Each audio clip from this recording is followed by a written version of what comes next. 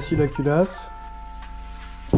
Ici j'ai mon petit sachet avec les éléments que j'avais démontés de cette culasse. Et qu'est-ce que je vais mettre dedans du coup? Donc voilà, j'ai ramené un petit stock de pièces. Donc ça, ce sont des éléments que je vais du coup mettre dans ce moteur là. Qu'est-ce qu'on a ici? On a des ressorts de soupape de chez 4Cams, c'est une marque anglaise. Et ces ressorts là, ils vont me permettre de pouvoir augmenter la zone rouge. Je pense que je vais pouvoir passer à 7800 tours, voire 8000 tours pour la zone rouge avec ces trucs là. Là, qu'est-ce qu'on a? On a des poussoirs hydrauliques de Kia, qui ont une conception bien plus moderne que celles qu'on peut trouver, que les poussoirs qu'on peut trouver dans les culasses de Mazda d'origine. Donc évidemment, il y a 2 boîtes puisque il y a 16 poussoirs, 2 x 8. Je vais commencer par nettoyer ces éléments-là.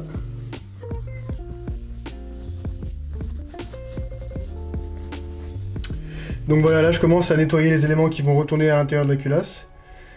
En l'occurrence, là je m'occupe de ces petites rondelles qui se positionnent sous les ressorts de soupape. Voilà, maintenant toutes ces rondelles sont propres. Je vais m'équiper d'une GoPro pour que vous puissiez voir le détail de ce que je fais. Et on reprend. Et voilà, ça tourne. Donc là, la culasse elle est propre, intégralement propre. Je l'ai soufflé avec la soufflette pour m'assurer qu'il n'y avait pas de résidus de quoi que ce soit.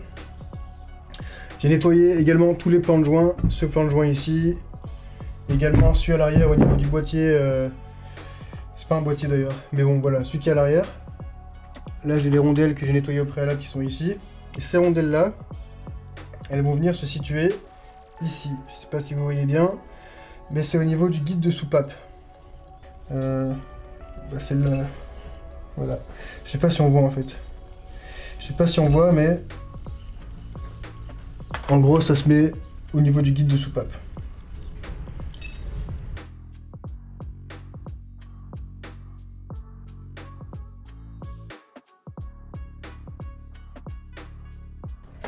Et là, du coup, ce qu'on va faire, c'est qu'on va s'occuper des soupapes, on va les mettre dans leur emplacement. Donc voilà, donc l'usineur m'a rectifié les sièges de soupapes, ce qui va me permettre d'être sûr que les soupapes sont parfaitement étanches. J'aurais pu le faire moi-même, je l'ai déjà fait moi-même. Mais sur ce moteur là, vu que j'investis beaucoup d'argent là-dedans, je préfère être tranquille, serein, à pas me poser de questions. Est-ce que je l'ai bien fait? Est-ce que je suis sûr que c'est parfaitement étanche? Ça coûte pas très cher à faire, je crois que c'est une centaine d'euros, quelque chose comme ça. Donc je me suis dit vas-y, fais-le pour moi s'il te plaît. Voilà, donc là il y a 2 types de soupapes, les soupapes d'admission et les soupapes d'échappement.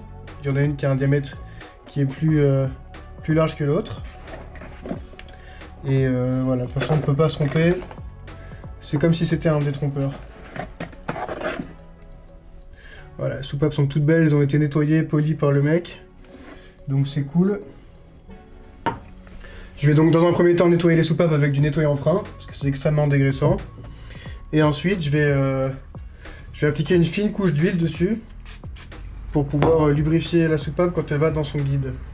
Le guide de soupape étant le réceptacle de la soupape. C'est dans ces moments-là qu'on est content de travailler sur un 4 cylindres avec 16 soupapes plutôt qu'un V12 avec je sais plus combien, 64 soupapes. 64 soupapes? Pas sûr. Combien ça fait 12 x 4? Ouais, non, je suis vraiment con, hein. Je suis vraiment con. Les maths et moi, ça fonctionne pas bien.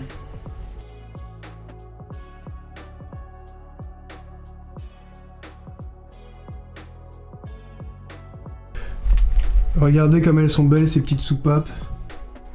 Ok, donc les soupapes elles sont propres. Et puis maintenant, il n'y a plus qu'à les insérer dans leur emplacement. Avant ça, je prends un petit ramequin avec de l'huile.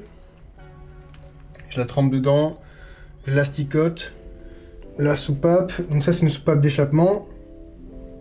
Comment je fais? Comme ça. Tac. Et ouais, le truc c'est que normalement je fais ça en été et pas par moins 20 degrés. Bon voilà, moi je vais mettre beaucoup d'huile dessus J'estime qu'il y a... Bah, c'est pas possible de trop lubrifier quoi que ce soit quand on monte un moteur. Tiens, j'ai entendu le bruit du... Ah ouais, il y a une rondelle qui est tombée encore, c'est pas grave. Bon, là j'ai plein d'huile sur mes gants, donc je vais l'appliquer comme ça directement, partout.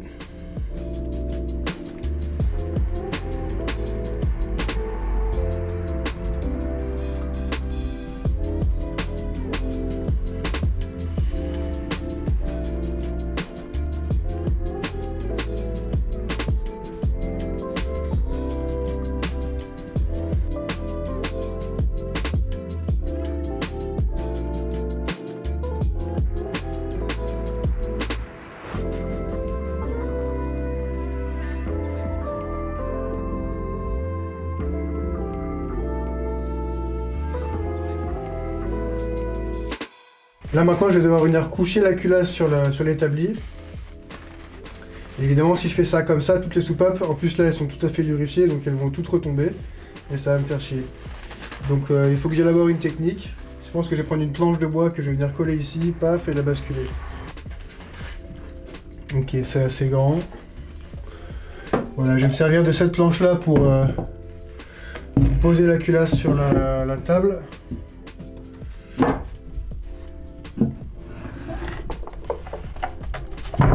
Voilà.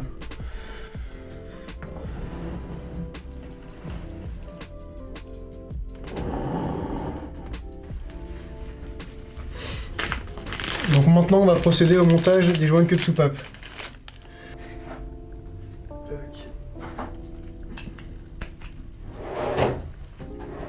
Bon, les joints de queue de soupape je les monte avec une douille de 10 et une petite extension, vous allez voir.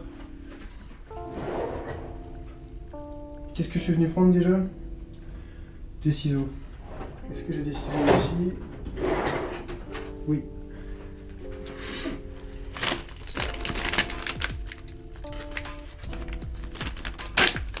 Nice.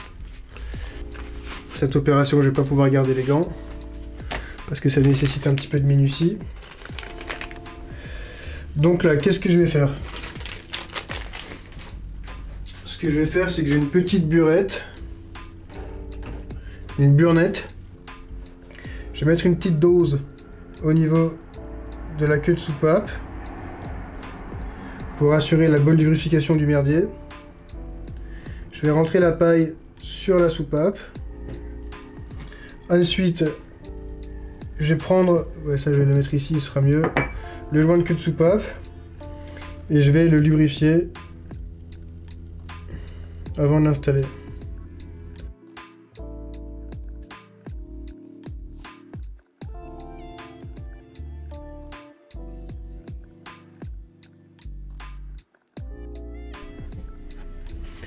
Cette position là c'est pas évident. Voilà, donc je le pose sur la tige de la soupape.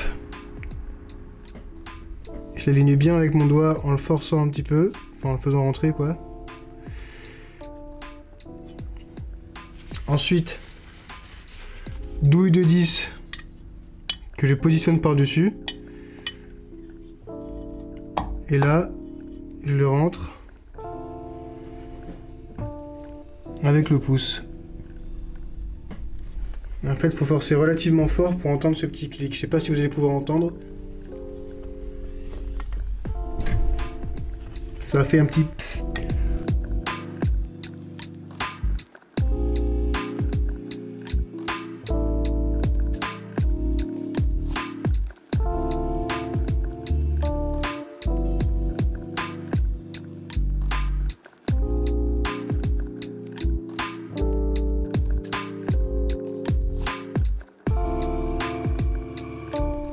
Du coup, maintenant qu'on a installé les joints de queue de soupape, on va pouvoir mettre les ressorts finalement.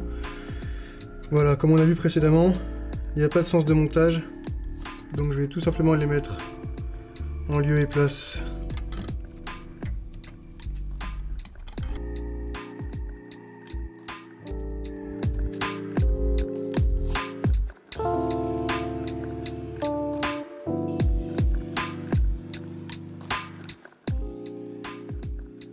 Voilà, donc maintenant on va devoir sortir un outil spécial qui va nous permettre de mettre en place ce qu'on appelle les demi-lunes. Vous allez voir plus précisément après ce que c'est. Donc voilà, on va mettre ces demi-lunes en place qui vont permettre en fait d'accrocher le ressort à la soupape. Vous allez comprendre. Je prends tout ce dont j'ai besoin. Ça, et puis ça. Hop.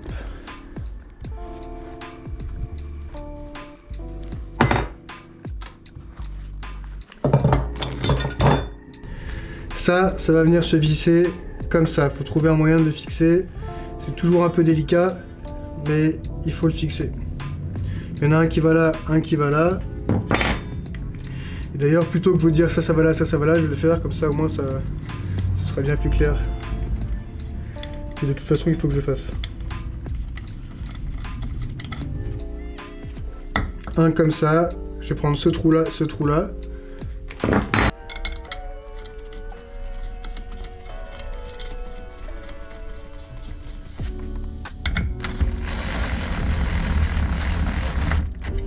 Donc là, je le serre vraiment pas fort, ça sert à rien. Juste pour qu'il soit bien en place. Et qu'il bouge pas.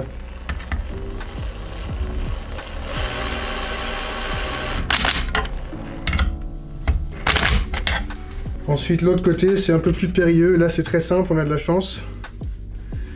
L'autre côté, il faut toujours un peu naviguer. Voilà, je pense que je vais me prendre comme ça. Donc ici et ici. Heureusement, ce petit élément, je sais plus comment ça s'appelle en français. En anglais, c'est un dowel pin. Je pense que c'est je sais pas, un guide. On va appeler ça un guide. Heureusement, le guide, il rentre pile là-dedans. Mais vous voyez que c'est pas parfaitement droit. Donc la tige, elle va être un petit peu en travers. Mais bon, on s'en sort.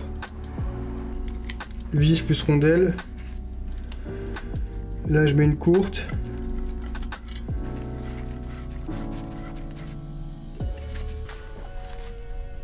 Là, on a un truc qui bouge pas.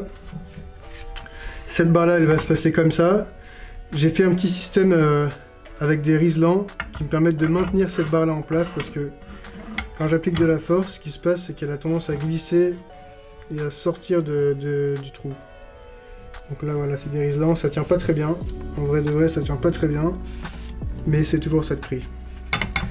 Donc voilà le système de montage. Après, il y a ce levier-là. Je vais monter ici, je vais prendre le trou du milieu. Ça c'est ajustable, ça dépend, vous montez ça dépendamment de dépendamment de votre configuration. J'ai trouvé que c'était ça qui fonctionnait bien chez moi. Toujours la petite rondelle qui fait plaisir, d'ailleurs non, nique la rondelle, je m'en bats les couilles. Allez, ça sert à rien.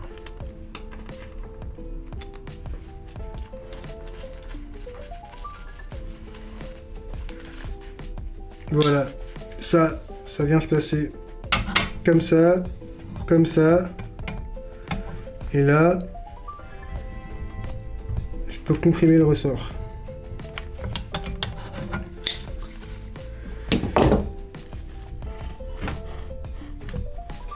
Ce que je vais faire aussi, c'est que je vais fixer la culasse avec un serre-joint parce que sinon ça bouge et ça rend fou.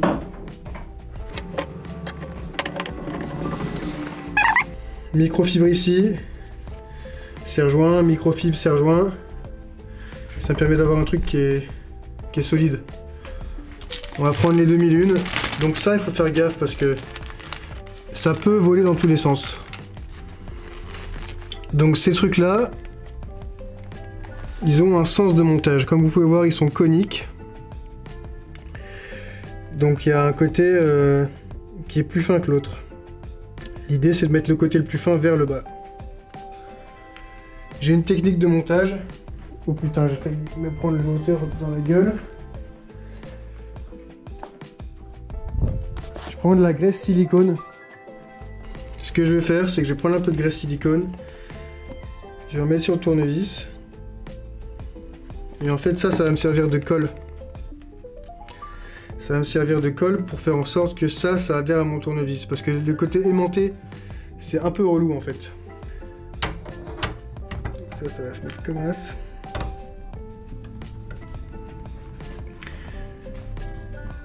j'ai pu poser ça sur le tournevis sans que ça se barre en couille. Et là, bah c'est parti, hein, on va peut-être galérer.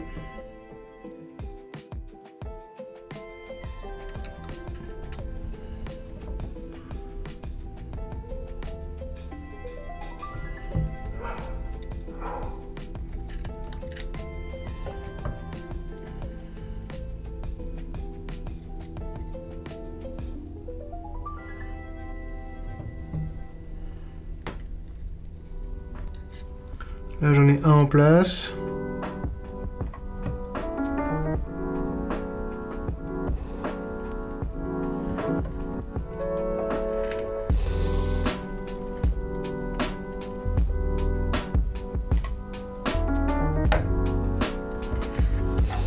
Bon bah le premier il est en place, ça a dû me prendre, je sais pas, 1 minute. Je pense que c'est un coup de cul. Je sais pas si vous voyez comment c'est là du coup.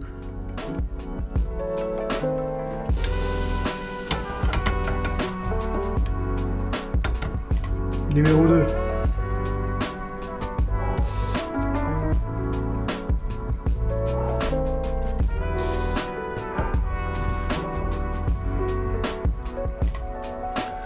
Ce truc-là, on va pas se mentir, c'est quand même extrêmement relou.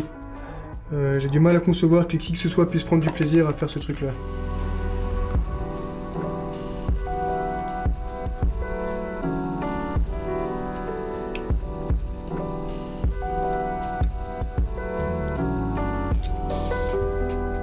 Et de 2.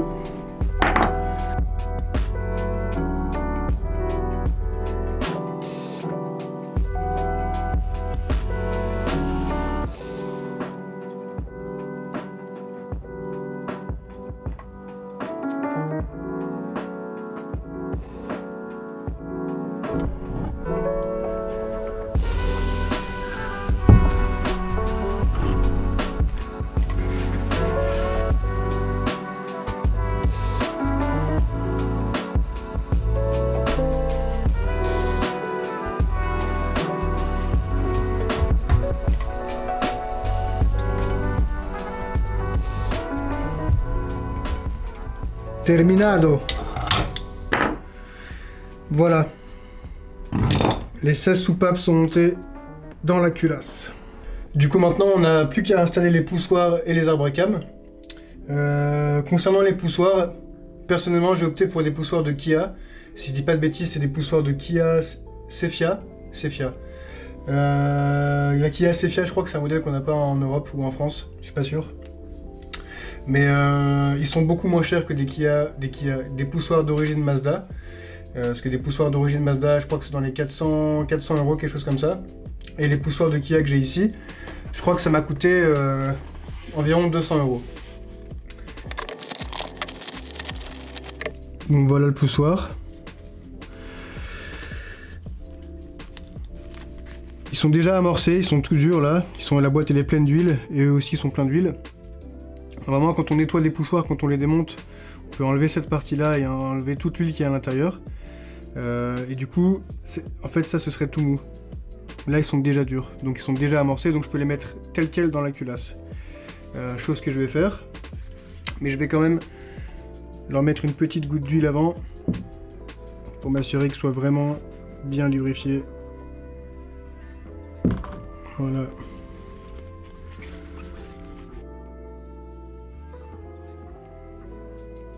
Donc maintenant je vais installer les arbres à cam. Ceux-ci sont des arbres à cam de chez Mazda Speed.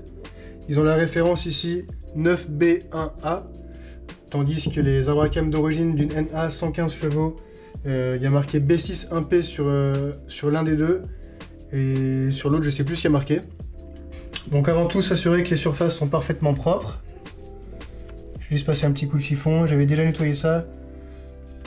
Mais petit coup de chiffon au cas où. Je vais mettre cette graisse d'assemblage là où ça doit aller. Donc, j'ai tendance à être un petit peu trop généreux quand il s'agit de lubrification. Mais dans le pire des cas, c'est juste du produit qui est gaspillé. Ça ne peut pas faire de mal au moteur. Je préfère me dire que j'ai dépensé un peu plus d'argent que nécessaire, plutôt que de faire mon démarrage avec des éléments qui sont pas lubrifiés. Maintenant, je vais commencer par l'abracam côté échappement, celui qui n'a pas du coup le capteur d'angle d'abracam. Et je vais le poser avec ce téton là à midi. Ça m'aidera plus tard pour faire la distribution. Je vois qu'il est nickel. S'il y a une trace, mais bon, c'est pas important ça. Ok, donc le téton à midi. Il pourra pas être parfaitement posé à midi à cause de l'orientation des lobes. Sébastien Loeb. Donc ces capuchons là, c'est impératif de respecter l'endroit d'où ils viennent. Pour vous montrer, ici, il y a marqué E2, échappement numéro 2.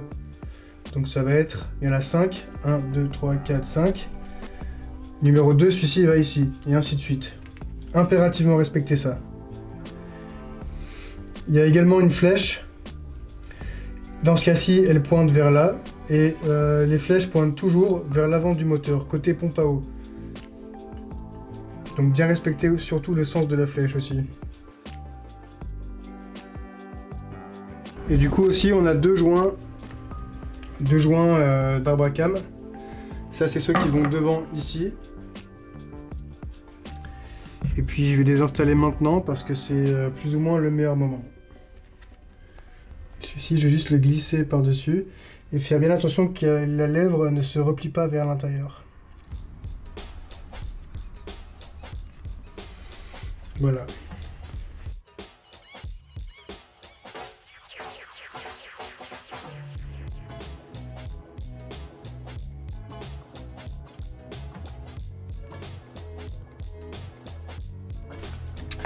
Donc là, c'est vissé à la main, enfin avec ce cliquet, mais sans mettre de force. Quand la vis elle arrête de tourner, je ne vais pas la serrer plus fort. Tout simplement parce qu'on va les serrer, du coup, ces vis-là, avec une clé dynamométrique. Il faut d'abord que je vérifie la valeur de couple, mais de mémoire, c'est 11 Nm.